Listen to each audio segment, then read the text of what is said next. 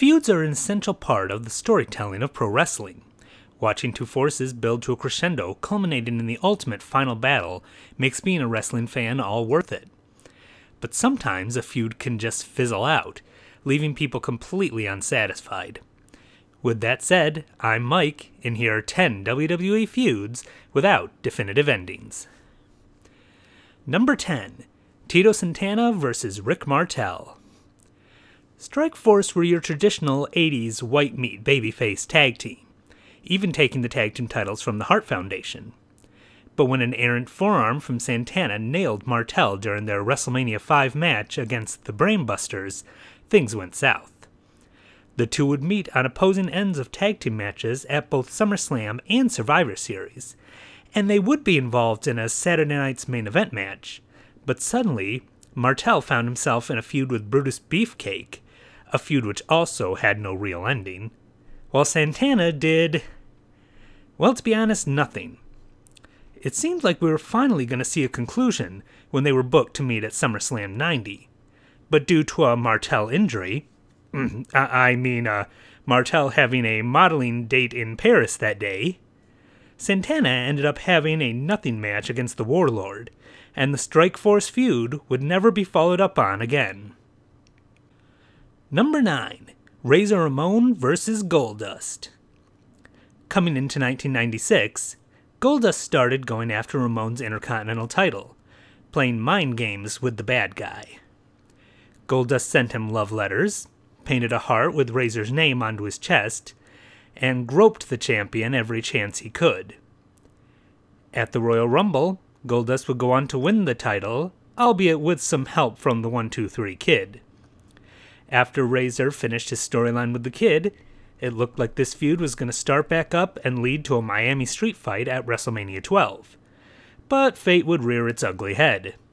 When Vince McMahon found out Razor was going to WCW, a wellness policy violation took Razor out of WrestleMania, and Roddy Piper would be put into the story instead. When Ramon returned, the feud was all but forgotten, and both men moved on to other things. Number 8. The Ultimate Warrior vs. Jake the Snake Roberts.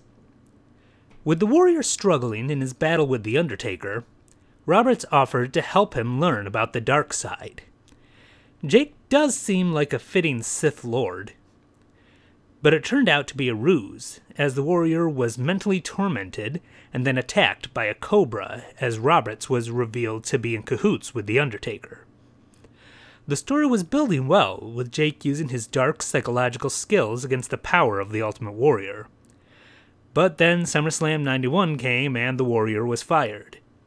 Roberts would go on to an excellent program with Randy Savage, but this lost feud gives a definite what could have been vibe. Number 7. Ken Shamrock vs. Billy Gunn vs. Val Venis.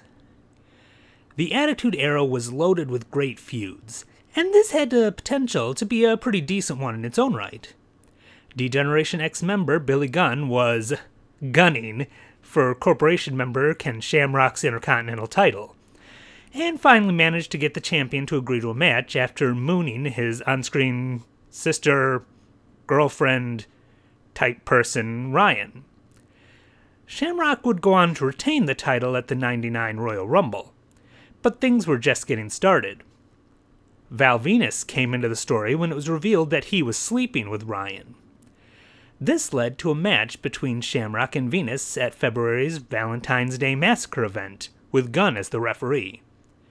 The match was full of shenanigans, and it seemed a triple threat match at WrestleMania 15 was inevitable.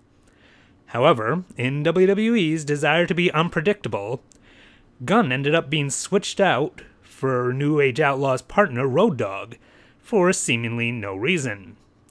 Road Dogg, Shamrock, and Venis would face off at Mania, and the dog, who wasn't even part of the feud, left as champion. But sometimes predictable isn't always a bad thing. Number 6.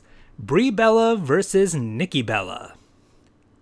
Sometimes you get a feud that shouldn't have even happened, but that doesn't mean you don't want a decent ending for it. Nikki turned on her sister Brie during her match with Stephanie McMahon, leading to some of the worst storytelling in recent WWE history. from growing up Bella promos, awkward Jerry Springer segments, and the infamous "I wish you died in the womb" line, the story just seemed to be getting worse. But the story took a turn when Nikki defeated Brie, stipulating that she would have to serve Nikki for 30 days. This led to weeks of Nikki degrading her sister, and then, without warning, they were back together. No explanation was ever given, and the WWE more or less pretended nothing happened. Maybe it was all just some horrible mass dream. Number 5. Rowdy Roddy Piper vs. Ravishing Rick Rude. In the summer of 1989, Roddy Piper was working as a co-host on Primetime Wrestling. On one episode, Bobby Heenan brought Rick Rude in as a special guest. The rowdy and ravishing ones proceeded to throw verbal jabs at one another before finally getting to a brawl as the show ended. At SummerSlam, Piper cost Rude the Intercontinental title, as well as possibly causing him some mental scars. The two would go on to lead opposing teams at the Survivor Series, where they ended up brawling to the back. Piper did go on to defeat Rude in a cage match at MSG, but with the limited people who would have actually seen the match and their continued battles afterwards on the house show circuit, it's hard to call that an ending. But by the Royal Rumble, they were both on to other things. What makes this one really irritating is that at WrestleMania, Piper would go on to have a poor and potentially racist match with Bad News Brown, while Rude would win a glorified squash match over Jimmy Snuka. If only we'd gotten a Mania blow-off for this one. Number 4. The Legion of Doom vs. Demolition. My favorite tag team of all time against the team they were a ripoff of. Demolition was created in 1987 to be WWE's answer to the Road Warriors.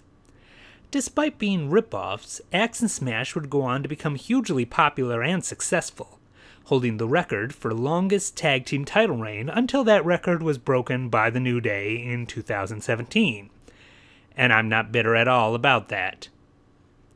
But in 1990, the WWE finally signed the Originals, and a feud between the two teams was started immediately. Unfortunately, around this time, Axe began to have health issues, so a third member, Crush, was added to the team.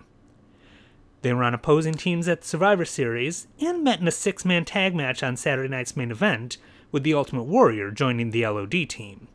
Because, that's the best use of the WWE Champion. But as 1991 rolled around, the feud was just gone. Sometimes the WWE just gives up way too easily, but we'll have another example of that a little later. Number 3. Shawn Michaels vs. Marty Jannetty. Technically, most of the Rockers' feuds in the WWE could be on this list, but the battle between the two was one of the worst offenders. After Shawn threw Marty through the barbershop window, a WrestleMania match was already set to go. Then Marty assaulted a police officer and was released. Shawn would go on to win the Intercontinental title, and in October of '92, Marty returned and the feud was right back on track. They competed at the Royal Rumble and again prepared for a WrestleMania match. But then Marty was released again after rumors started that he'd been under the influence of drugs during the Rumble match. In May of '93, Marty would return and win the IC title from Shawn, but lost it back to HBK a little over a week later at a house show. Then they both moved on to other things. I know they had trouble keeping Marty out of trouble, but come on, the Rockers deserved a proper blow-off. Number 2. Bret Hart vs. Jerry Lawler. This is the feud that doesn't end. This one started out very well told. Hart wins the King of the Ring tournament in '93, only for Lawler to claim he's the real king and beat the Hitman down. The story would actually be told two ways, with it being told in Memphis to make Hart out to be the heel, while main WWE programming had him as the clear babyface. Lawler would win their SummerSlam match by disqualification when Hart refused to release the sharpshooter. Then they were scheduled to lead opposing teams at the Survivor Series. Now, rumor has it this was going to end the feud and transition into Bret's feud with his brother Owen. However, Lawler was pulled from the match after being charged with statutory rape, and the feud was put on hold. When he returned in '94, he continued to rip into Hart on commentary, but things didn't really pick up until '95, when they were scheduled to face off at the first In Your House pay-per-view. Again, Lawler would win due to interference by Hakushi, and Hart vowed to get revenge and finally finish the story. They competed at the King of the Ring in a Kiss My Foot match, and Hart finally gets a clear victory. So feud over, right? Nope. Lawler isn't done and brings in his big red dentist to take out the Hitman. Bret would go on to defeat him a couple of times, but the feud didn't really seem to end until Hart turned heel in '97, and Lawler suddenly decided he liked the Hitman. Now, I realize they're both heels at this point, but two people who've hated each other as much as these two should never be on the same page. Such a waste of a very personal feud. Number 1. Hulk Hogan vs. Ric Flair. When Ric Flair was signed to the WWE, everyone was excited at the thought of finally seeing him, the top star of the NWA, face off with Hulk Hogan, the top star of the WWE. And this is where they went with it, with Flair immediately targeting Hogan, calling himself the real world champion. They had a few verbal exchanges, but it was at the '91 Survivor Series that things really picked up, when Flair cost Hogan the world title. Just about a week later, Flair got involved in Hogan's world title rematch, and with all the shenanigans, the title was made vacant, and it was announced that the winner of the Royal Rumble would become the new champion. The two went at it during the match, but in the end, Flair won and became champion. A short time later, Hogan was named the #1 contender, and a WrestleMania match was set. But then things got changed when Hogan and Sid Justice teamed up against Flair and The Undertaker. Sid betrayed Hogan, and the two of them would go on to meet at Mania, while Flair would take on Randy Savage. Several rumors have come out saying why the Hogan-Flair match was cancelled. House show numbers with the two headlining being poor, neither of them wanting to lose to the other. Dave Meltzer said that Hogan and Sid was the plan from the beginning, but it's still a shame that we would have to wait another 2 years and a different company to see a true blow-off match between these two legends. Know of any other unfinished WWE feuds? Share yours in the comments. I'm Mike, and I'll see you next time.